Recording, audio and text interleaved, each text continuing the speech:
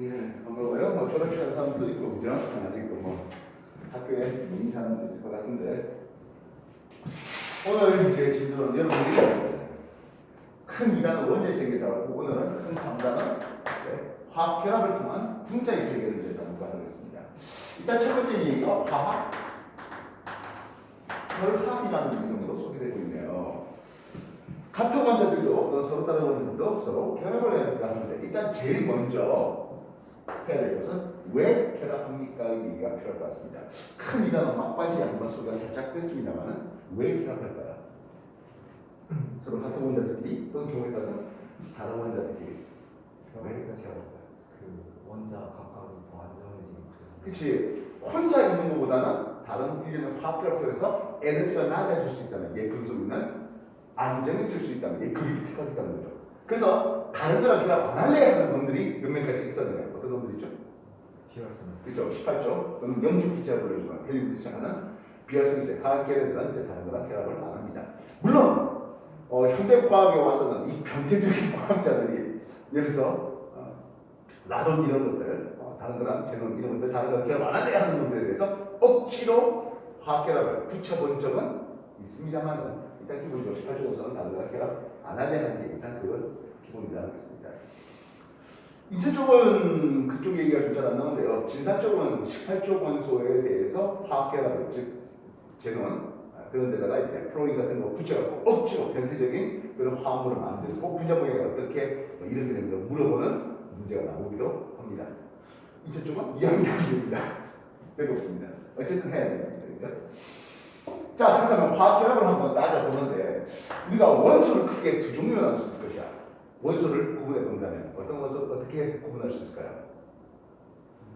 금속 원소. 그치, 금속과 비금속을 나눌 수 있습니다. 그래서 화학 결합은 크게 세 가지 종류로 나눌 수 있네요. 금속과 금속이 결합했잖아. 금속과 비금속이 결합했잖아. 마지막으로 비금속과 비금속이 결합했어라는 이름으로 화학 결합의 얘기를 소개할 수 있겠네요. 금속과 금속 사이의 결합을 부르는 금속 결합이라는 이름을 씁니다. 그렇게 해서 만드신 솔리드, 고체 결정이 될 수 있다면 금속 결정이라는 이름을 쓸 수 있겠네요. 실상 금속이라고 불러주는 것들은요, 상에서 딱 한 놈 빼고 100% 고체입니다. 딱 한 놈이죠. 그렇지, 순, 액, 그것만 액체고 나머지는 고체로 할 수 있겠다고요. 물론 이제 금속과 금속 사이의 결합, 서로 같은 원소가 아니라 다른 금속 원소를 섞어놓는 거는요, 엄밀히 말하면 화물입니까? 혼합물입니까? 그치, 혼합물이죠. 그래서 합금이라고 불러주는 거. 청동은 뭐예요? 구리랑 주석을 섞어놓은 거예요. 그게 딱 특정한 질량 비대로 결합합니까? 그건 아니잖아요. 일정 성분 법칙을 만족하진 않아요. 그래서 실제로는 금속에 대해서는 한 종류의 금속으로만 이루어진 원소 물질에 좀 포커스가 맞춰지고 있고요. 서로 다른 종류의 금속들이 섞일 때는 그 혼합 비율이 다양하게 있을 수 있습니다. 즉, 뭐 결국에 혼합물이라는 겁니다. 그래서 18K 금 중에 18K. 그러면 이거는 24분의 24분의 18만큼의 질량은 금이고 나머지는 구리가 됩니다. 14K 금도 있어요. 24분의 14만큼의 질량은 금이고 나머지 24분의 10 정도의 질량은 구리가 됩니다. 1K 가능할까? 불가능할까? 가능하죠. 24분의 1만 금이고 나머지 구리예요. 그럼 이게 1K 금 하면 좀 이상하지 않았어요? 금의 질량이 오히려 24분의 1밖에 안 되니까요. 근데 1K 금 당신들은 너무 어려서 잘 모르겠는데 1박 2일이라는 프로그램이 차트 1기 있잖아요. 1기 강호동 나오겠다. 그 1기 마무리할 때 복불복 1박 2일이 재밌는 거지. 복불복이잖아요. 잘 몰라요? 그 복불복 하면서 이제 금 1K부터 쭉 해서 이제 나눠주는 복불복 나눠주는 게 2K짜리 금반지를 가졌던 그런 멤버들도 있습니다. 화장이 좀 굵어져요. 그렇습니까? 이게 금의 구리가 섞인 게 아니라 구리의 금이 섞인 겁니다. 그래서 혼합물은 금속 간에 혼합물 별 관심 없고요. 그러면 원소, 한 종류 원소만 패킹될 때 그때 이제 당신은 내가 화학툴 같이 공부하지 않는데 혹시 화학툴 공부해봤습니까? 아직 안 해봤습니까? 예. 우리가 화학투의 수업 개교 축구면 화학투의 후반부, 그러니까 6월달에 다룰 때 금속 결정 한번 살짝 다루게 될 겁니다. 그래서 단순히 빵, 면심입방, 채심입방. 그래서 한 종류의 금속들이 어떻게 패킹되어 있고 그때 2단원에서 우리가 금속 원자 반지를 소개해본 적이 있잖아요. 금속들이 패킹될 때 다시 말해 금속 원자가 맞닿아졌다고 생각할 때 원자 반지름과 그 패킹된 단위 셀 사이의 관계, 밀도와의 관계, 원자들과의 관계 그런 것들에 대해서 쭉 더 나열된 일이 한 번은 있게 되겠습니다. 방금 얘기했던 화학 2 그 얘기는 이제 인천과학 기준으로는 1학년 2학기 때 나온 겁니다. 어쨌든 1년 안에 나온 거예요. 그래서 금속 결정이란 이름을 쓰겠는데요. 얘네들의 전기 전도성을 솔리드 고체 상태하고 액체 상태에 대해서 나눠본다면 금속 결합은 고체고 액체고 전기 전도성이 매우 좋아요. 물론 열도 굉장히 잘 통과시키는데요. 열도 잘 통하는데요. 즉 전기에 대한 교체 또는 그리고 열에 대한 좋은 교체라고 얘기할 수 있습니다. 금속 결합은 도대체 왜 전기에 대해서 이렇게 잘 통합니까 하면 금속 결합의 특징이 금속의 양이온과 전자, 이 전자로 있는 자유전자라는 것이 있습니다. 이 자유전자 사이에 전동적 인력으로 만들어진 거고 이 자유전자가 쉽게 움직이면서 고체 상태에서 액체 상태에서 전기를 매우 잘 통할 수 있습니다. 알겠습니까? 나중에 이온 결합할 때 한번 하겠지만 금속 결합 물질은 이 금속의 양이온은 이동하지 않습니다. 주의하시기 바랍니다. 반면 금속과 비금속 사이의 결합을 하는데 우리가 2단원 막바지에 한번 소개했던 게 뭡니까 하면 금속성과 비금속성을 배워야죠. 금속성 의미가 뭐예요? 난 전자 잘 잃어버린대 하는 분들이 금속성이 크다고 얘기합니다. 그럼 비금속성 의미는 뭐라고요? 그렇지. 난 전자 받아 먹고 싶어 하는 게 비금속성이에요. 전자를 잃으려 하는 거야. 전자를 얻어먹으려 하는 분들이 서로 만났어요. 당연히 금속은 쉽게 양면되고 비금속은 쉽게 음이온되면서 양과 음이온 사이에 정전기적 인력 양이온과 음이온 사이에 정전기적 인력으로 결합하는 게 이게 이온 결합 물질입니다. 그렇게 만들어진 솔리드 고체 결정을 뭐라고 부르니까 하면 이온 결정이라고 할 수 있겠고 이온 결합 물질은 사무소 100% 고체입니다. 그래서 오늘 수업의 이제 가장 핵심적인 내용 중에 하나가 이온 결합 물질의 녹는 점의 상호 비교. 근데 그거는 큰 2단원에서 우리가 원소의 균적 성질 통해서 얘네들이 몇 조 원소인데 지금 1프입니까 2프입니까 1마이너스입니까 2마이너스입니까를 구분하는 게 하나. 그 다음 이온 사이즈가 누가 더 크니까 작습니까 구분하는 것도 하나. 다시 말하면 2단원의 얘기를 이쪽 3단원에 같이 연결해야 되겠다는 거죠. 참고로 여기까지가 인천과고는 1학기 중간고사 보면 됩니다. 물론 올해 학교 쌤이 미친 듯이 쭉 진도 뽑을 수도 있겠습니다만은 그렇지 않다면 평소의 어떤 진도 상황을 볼 때 중간고사 이미 몇 명까지 기출문제 봤잖아요, 그죠? 그러면 이온 결합 물질은 고체 상태, 액체 상태에서 전기 전도성이 어떻습니까? 하는데요. 액체 상태에서는 전기가 통해요. 근데 고체 상태는 통하지가 못하는데요. 고체 상태에서는 이온이 없어서 전기를 못 통한다. OX. 그렇죠.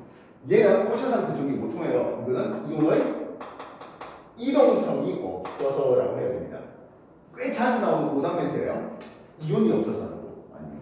그렇다면 액체 상태에서 전기가 통합니다라고 했는데요. 액체 상태를 전기 통하는 이거는 이온의 이동성이 있어서 즉 양이온은 마이너스극으로 음이온은 플러스극으로 이동한다 하는데요. 실상 이게 뭡니까 하면 액체 상태에서 전기 통합니다 하는 게 결국엔 이온 결합 물질의 액체 상태에서의 융전기 분해가 되거든요 라는 뜻입니다. 용융전기 분해 얘기를 다시 한번 해보죠. 여기에 NaCl, 염화나트륨 준비했습니다. 나트륨이온, 염화이온은 이렇게 있겠네요. 리퀴드라 했어요. 리퀴드 액체 상태예요. 참고로 염화나트륨의 녹는 점은 800도 또는 801도씨입니다. 수용이 아니에요. 용융해놓고 마이너극과 플러스극을 걸어보면 플러스 이온은 당연히 마이너스극, 마이너스 이온은 플러스극으로 이동하면서 각각 산화환원 반응이 일어나는 것을 볼 수가 있는데요. 먼저 플러스극을 얘기하겠습니다. 즉 다시 말해 이것은 NaCl 염화나트륨의 용융 액체 상태에서의 전기 분해가 되는 거예요. 선생님, 액체 상태가 아니라 수용 상태는 안 됩니까? 하는데 수용 상태는 조금 더 복잡한 프로세스가 필요하겠습니다. 수용 상태의 전기 분해에 대해서는 1학년 2학기 기말고사에 다루게 됩니다. 좀 더 있어야 되겠죠? 근데 금방 나와요. 자, 플러스에서는 어떤 일이 벌어집니까? 하네요. 플러스에서 마이너스 이온이 가동됐죠. 전기 분해라는 이름을 썼어요. 중3 교과에서 화학반의 종류가 A하고 B가 만나서 AB가 됩니다는 것은 화학, AB가 A하고 B로 나눠집니다 하면서 분해라는 이름을 썼습니다. 전기 분해가 된다는 것은 마이너스 이온이 전자를 뺏기고 원래의 원소 물질로 분해되는 과정이에요. 그럼 뻔뻔하게 마이너스 B에서는 어떤 일이 벌어지니까 마이너스 B에서 플러스 이온이라고 했죠. 이 플러스 이온이 그 전자를 얻어먹어. 그렇게 해서 역시 마찬가지 원래의 원소 물질이 되는 게 화합물이 원래의 원소 물질로 나누어지는 게 전기 분해. 마이너스 이온 누구겠습니까? 네. 당연히 Cl-밖에 되겠습니까? 마이온이 Cl2 염소 기체가 되고 전자를 내놔요하겠습니다. 이때 Cl 쓴 원자 Cl 이렇게 쓰면 안 됩니까? 근데 Cl 원자 하나로서 굉장히 불안정해요. 그래서 염소 원자 두 개가 공유 결합점에서 Cl2 분자가 돼요. 그러니까 계수맞추기에서 두 개의 염화이온이 두 개의 전자를 각각 내놓고 염소 기체가 되어요. 이렇게 쓸 수 있죠. 조금 더 오버할게요. 전자를 내놨대. 우리가 산화 환원 반응 중에서 전자를 뺏기는 반응, 전자를 내놓는 반응, 이걸 뭐라 부를까요? 이거는 전자를 내놓는 걸 산화라 불러요. 이해됐습니까? 그래서 플러스 여기서는 산화 반응이 일어나요 하겠습니다. 이게 나중에 화학 전지하고 또 좀 얘기가 달라요. 화학 전지는 플러스 전자가 들어오는 반응이 됩니다. 화학 전지에서는. 그래서 화학 전지에서는 플러스에서는 환원 반응이 됩니다. 그래서 화학 전지와 전기는 서로 반대가 되는 거예요. 실상 화학 전지라고 불러주는 것은 이제 이거 역시 화학 전지, 전기 화학은 화학 2 계층이고 그리고 인천과학부 기준으로 보면 1학년 2학기 기말고사에 치는데요. 화학 전지라고 하는 것은 각각의 금속들이 가지고 있는 화학 에너지가 뭘로 바뀐다? 전기 에너지가 바뀌는 과정이에요. 반면 전기 분해 과정은 그 반대죠. 전기 에너지를 이용해서 원래의 원소로, 즉 화학 에너지로 바꾸는 과정이니까요. 오버 더 할까요? 흡열 반응, 발열 반응 이런 것도 봤잖아요. 화학 전지는 흡열 쪽일까요? 발열 쪽일까요? 네. 화학 에너지에서 전기 에너지를 만드는 과정에서 이놈은 에너지가 낮아지는 과정입니다. 반면 전기 에너지 집어넣겠다는 것은 뭐야? 에너지를 집어넣어서 화물을 올리는 과정입니다. 이해했어? 그럼 뻔하게 마이너스 극에서 넣어냈습니다. 이게 플러스 이온이라고 해야 되겠네요. 나트륨 이온이라고 해서 그 전자 먹고요. 그렇게 해서 나트륨이 되겠습니다. 참고로 이 염한 용융액의 용도는 편하게 두셔야 되거든요. 나트륨, 금속, 이쪽 알칼리 금속이에요. 이쪽 알칼리 금속 농도율이 굉장히 낮아요. 리튬은 180도씨예요. 일반적으로 금속이 180도 농도율이 굉장히 낮죠. 철의 농도율이 어느 정도 될 것 같아요? 금속철은 약 1500도씨가 됩니다. 텅스텐이 한 3300도씨 정도 되고요. 구리나 금은 1000도씨 조금 더 오버됩니다. 알루미늄 660도 되고. 리튬 180도씨입니다. 나트륨이요? 이거 98도씨밖에 안 돼요. 그럼 칼륨 60도씨 정도 돼요. 60도 정도입니다. 루비움, 세슘 정도는 한 30도 정도 돼요. 무슨 뜻이겠어요? 그러니까 30도씨는 우리가 일반적으로 얘기할 때 상온이 돼야 돼. 안 되죠. 과학 실험실에서 보통 상온을 15도씨 상온보다 25도씨 기준으로 함께 되는 것을 주로 봅니다. 어떤 수용액 반응 이런 거 할 때, 특히 pH 이런 거 할 때 25도씨 물을 기준으로 삼는 그게 상온되는데요.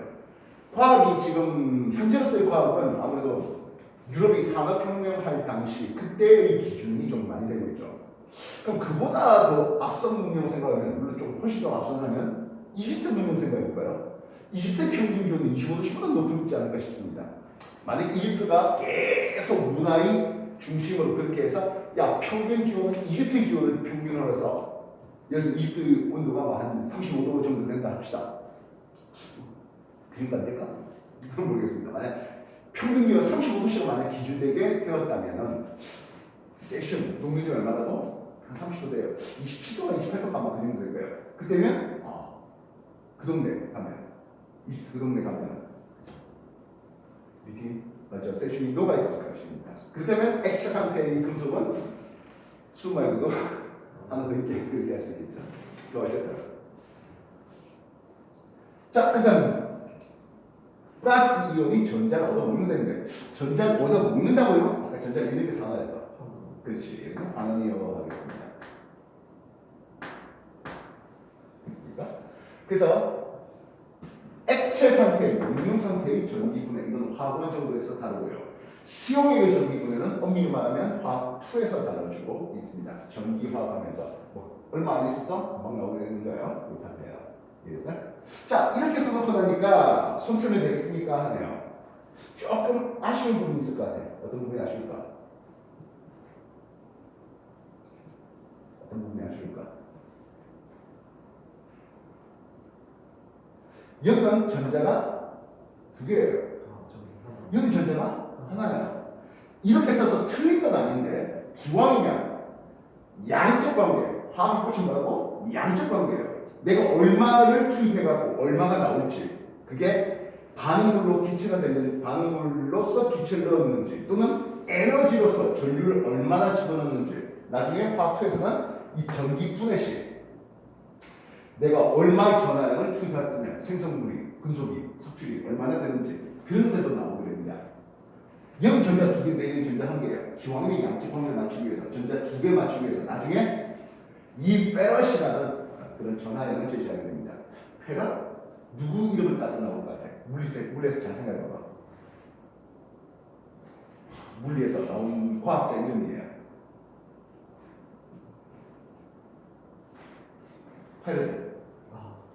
페럿이라고 전하량의 단위가 나오게 됩니다. 전자 1몰개의 전하량의 총합을 1페럿 그렇게 소개되는 거예요. 자, 어쨌든 전자 두 개를 하기 위해서 이렇게 써나오면 되겠네요. 그래서 전자 2몰개가 지나가 나중에 2페럿만큼의 전하량이 지나가 1페럿 썼는데 96,500쿨럼을 얘기하고 있습니다. 그래서 전자가 2몰개가 지나간다면 염소는 1몰개가 얻어져. 만약 얻어진 염소를 0도씩 1개 안에서 모았다면 21.4리터가 되고 뭐 이런 식으로 문제가 넘어가는 거예요. 전자 2몰개가 지나갔다면 나트륨 2몰개가 얻어져. 나트륨 1몰의 질량은 23g이에요. 그럼 46g이 얻어져. 이렇게 나트륨 원자량 하면서 또 나오는 거죠. 원자량이 외월했던 거 기억하시죠? 이해해서? 만약 이게 나트륨이 아니라 마그네슘이었다면 어떻게 되겠습니까? MgCl2 마그네슘이었다면 마그네슘 2니까 전자 두 개를 그냥 먹고 마그네슘 1몰로 얻어지겠네. 마그네슘 원자량 24니까 24g이 얻어지겠네. 이런 식으로 문제가 넘어가게 되는 거라고요. 이해했어? 그래서 누구를 주느냐에 따라서 뭐 그대로 닦아두면 되는 거예요. 이해했어? 만약 전자 1몰을 집어넣었어. 1페럿만큼 전자를 집어넣었어. 하면 염소기체는 2분의 1몰이 나트륨은 1몰이 얻어져. 이렇게 양적 관계에 대한 비교가 가능한 거죠. 그래서 이온결합 물질이 하겠습니다. 이온결합 물질이 액체 상태에서 용융 상태에서 전기 분해가 되겠습니다. 라고 한다면 이 의미를 갖는 게 뭡니까 하면 이온결합에는 전자가 환영이다 이렇게 결론을 내주시겠습니다. 예, 교재 페이지 11페이지가 되겠네요. 10페이지, 11페이지에 이런 내용들이 소개되고 있습니다. 정리해 주십시오.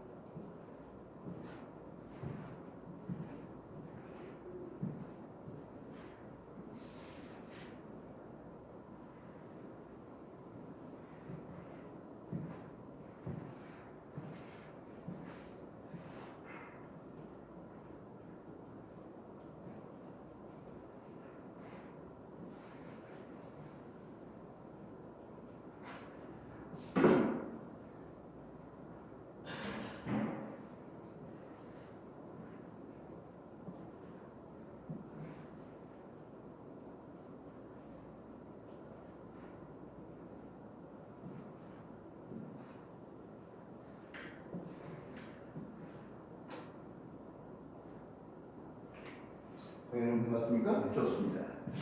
그 다음에 비금속과 비금속 사이 얘기해 봅시다. 아니 금속은 내가 전에 잃어줄게. 비금속 땡겨도 내가 받을게 했어요. 근데 똑같은 비금속이에요. 그렇다면 전자수로 달라고 하는 놈들끼리 만났으면 어떻게 해야 되겠습니까? 야 내가 이만큼 주게 니도 이만큼 주라. 이거 같이 공유하자. 야 내가 김밥 쏠게 니가 떡볶이 사. 같이 공유해서 먹자. 이렇게 될 수 있죠. 무슨 뜻이 알겠어요? 예, 그렇게 해서 서로 비금속들이 서로의 원자과 전자를 공유, 코발란트 공유하면서 공유라고 이루어지게 되겠습니다. 근데 이 공유합은 고체 상태가 되었다 했을 때 실상 공유합 물질이 상온에서 액체 상태도 있고 고체 상태도 있고 심지어 기체 상태도 있어요. 기체 상태가 어떤 물질이 있다면 이거 무조건 공유합 물질이에요. 네, 그래서 고체 상태가 됐다면 이 고체 상태의 결정, 크리스털 결정은 각 물질들이 분자라고 해도 괜찮겠지만 어쨌든 각 물질들이 어떻게 패킹되느냐를 얘기하는 거예요. 규칙된 패킹을 가지는 결정을 두 가지로 합니다. 공유 결합 물질은 고체 결정의 형태를 뭘로 나눈다고? 두 가지로 나눠요. 하나는 분자 결정이고 하나는 원자 결정이에요. 요즘에는 원자 결정을 공유 결정으로 소개하기로 해요. 원자 결정이 뭡니까? 한 종류의 원자만 있어야 되는 것다라고 착각하기도 하거든요. 대표적인 원자 결정의 예는 탄소 다이아몬드예요. 탄소 원자가 4개의 공유를 가능하거든요. 이 옆에 또 탄소 원자가 또다시 4개의 공유를 해서 거대 그물들을 만드는 게 탄소 다이아몬드예요. 흑연하시죠?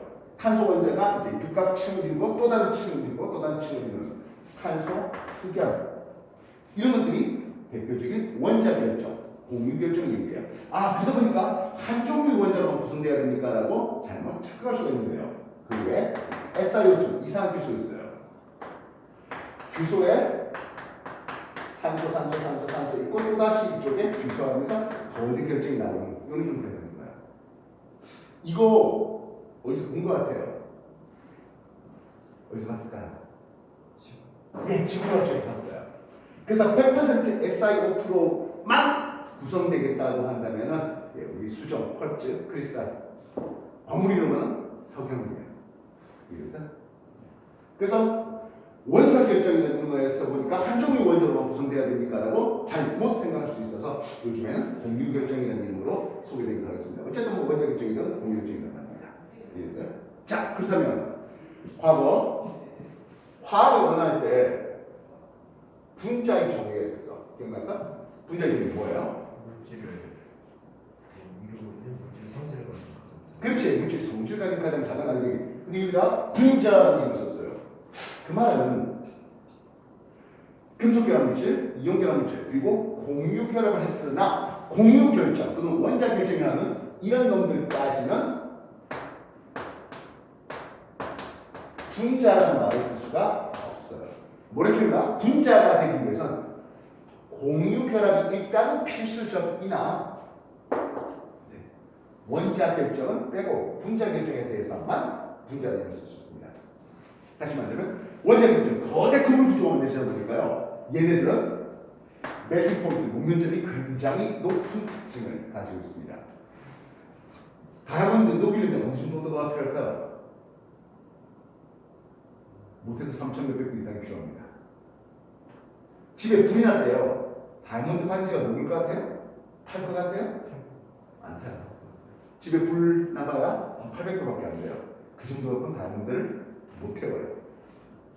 무슨 뜻이 되겠어요? 여기 여학생들이 지금 없어서 하는데 결혼 반지 준비해야 됩니다. 이제 맨날 한 소리 어디 가면 작고 반짝이는 뭐가 있으면 좋겠대. 다이아몬드 질량을 할 때 캐럿이라는 단어가 있어요. 1캐럿은 0.2g이에요. 3캐럿 해봤자 그럼 0.6g 될 거 아니야. 3캐럿짜리 반지가 얼마 정도 할 것 같아요? 몇백만 원? 네. 아유 순진도 하셔라. 4억이 넘어요. 여기 등록이 힘들려요. 차가 차요? 4억이요? 좀 비싼 예, 사기면 이제 뭐 스포츠카. 네, 그렇죠. 뭐 페라리라든지 람보르기니 이런 거 살만도 하겠군요. 뭐 요즘에 집값이 워낙에 많이 폭등, 물론 좀 살짝 내려왔지만 폭등에 대해서 하지만 뭐 엔간한 아파트 값도 뭐 3억, 5억 이상 뭐 송도 쪽이 좀 비싼 데들은 뭐 10억 넘어가는 데들은 뭐 수준하지 않습니까? 3캐럿이 아까 얼마라고? 0.6g이고 3캐럿이 한 4억 정도 뭐 그렇게 하는 데 있습니다. 그러면 0.3캐럿은 얼마일까요?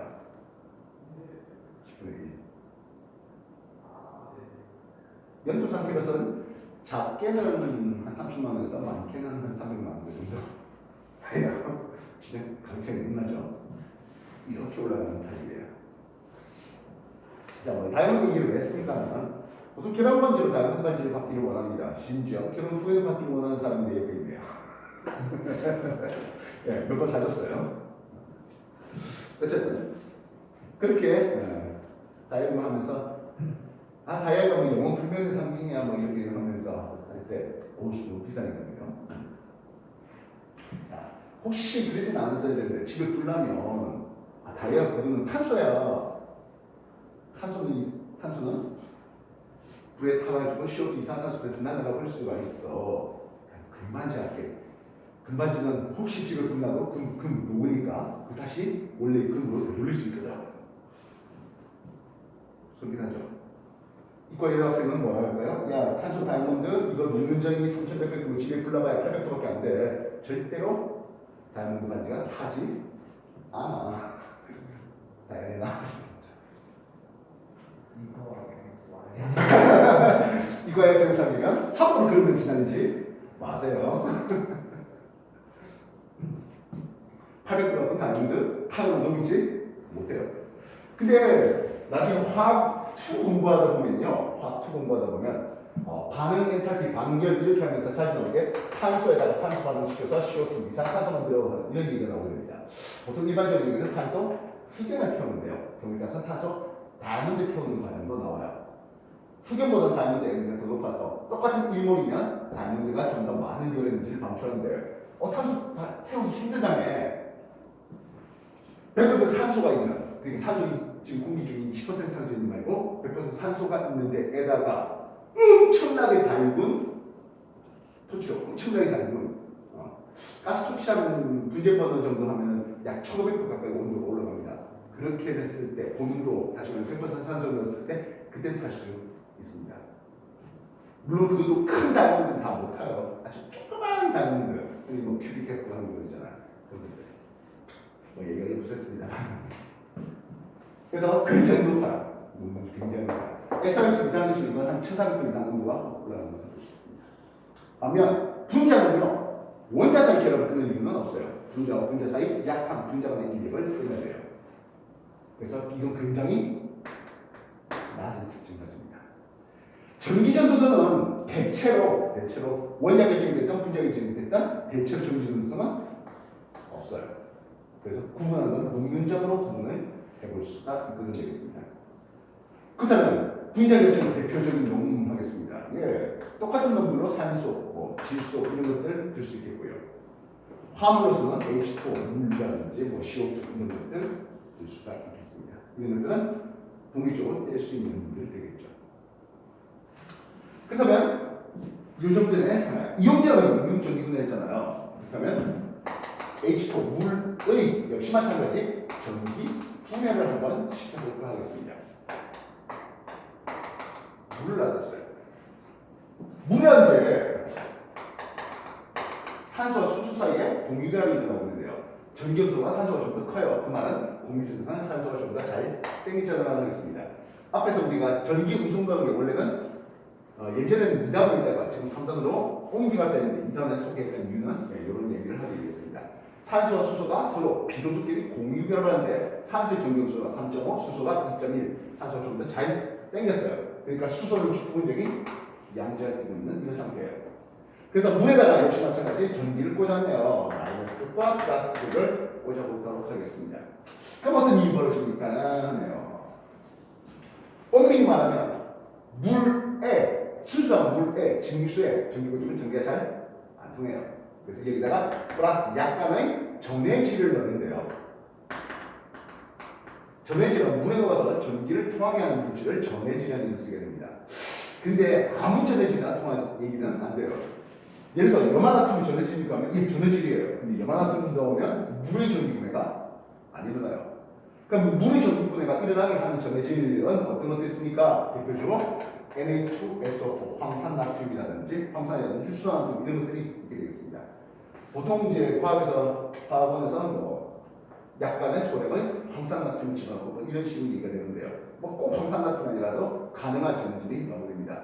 그러면 물의 전기분해에 가능한 전해질과 불가능한 전해질을 한다면 역시 마찬가지 이 전기분해 파트 화학축에서 나올 전기분해 파트에서 이제 소개되겠습니다. 일단은 우리는 물의 전기분해에 사용 가능한 전해질을 넣었다는 전해질과 화에서 하는 거죠. 역시 플러스 극과 마이너스 극을 생각해 볼 수 있겠습니다. 이온결합 물질에서는 마이너스 이온이 있는데 이건 마이너스 이온이 없어요. 그런데요. 부러진 음자를 두고 있는 건 있어요. 누구죠? 산소죠. H2 물이 전자를 뺏기겠네요.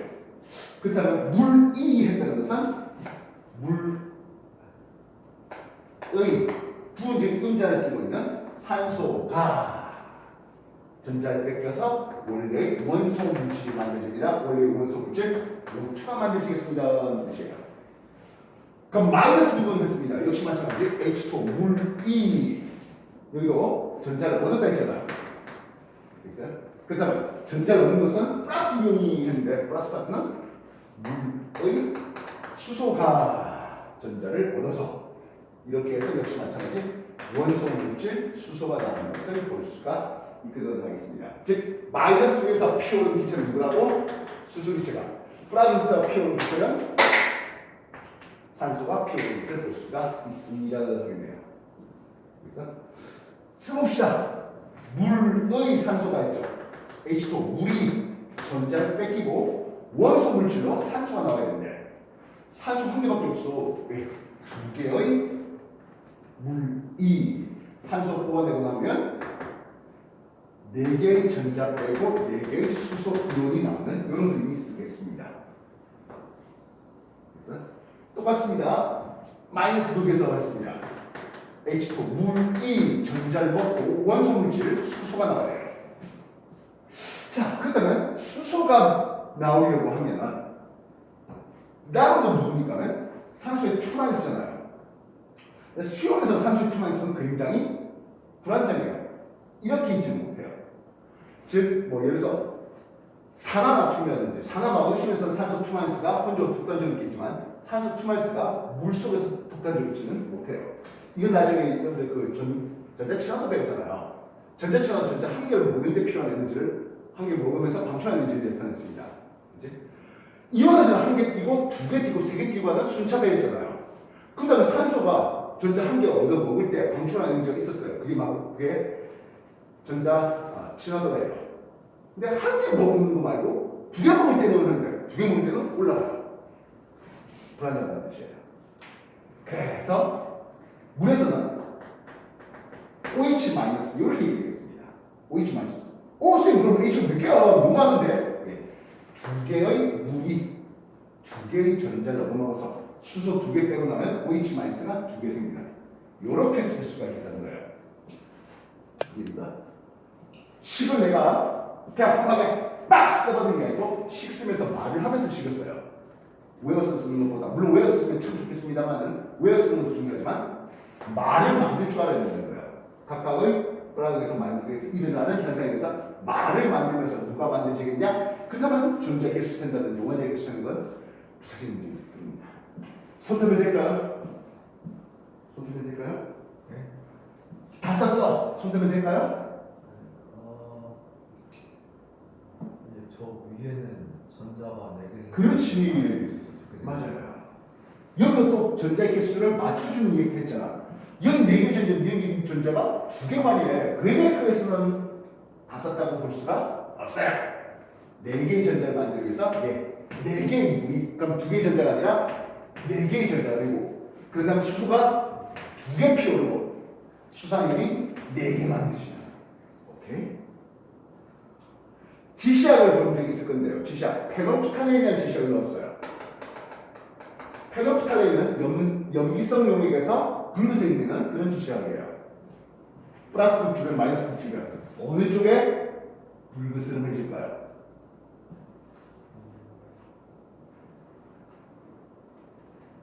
보세요.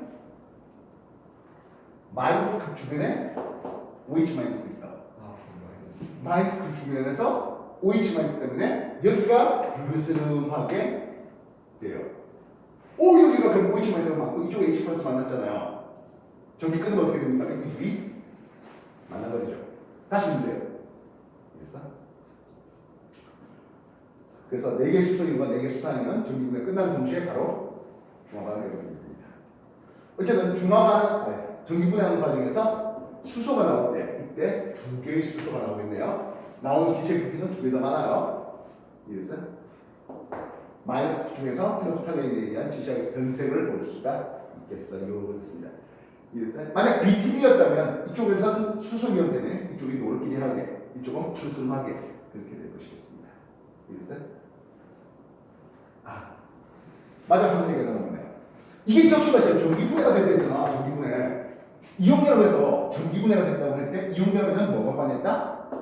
전자가 관여했대요. 그렇다면 물이라는 공유결합 물질에도 그지? 공유결합에도 뭐가 관여한다? 전자가 관여한다라고 쓸 수 있습니다. 올라가 금속결합 전자 관여 안 할까요? 하죠. 금속 양이온과 자유전자 사이의 정리기요. 결국 화학결합은 뭡니까? 하면 전자가 관여하게 됩니다. 실상 이게 화학 환원할 때도 전자가 들어갔냐 나오냐 하잖아요. 옛날에 그때는 뭐다? 전자예요. 화학은 원자의 세기를 다룬다했잖아요. 결국 원자의 세기를 다루는 게 뭡니까? 하면 전자 이성질을 다루겠다는 거예요.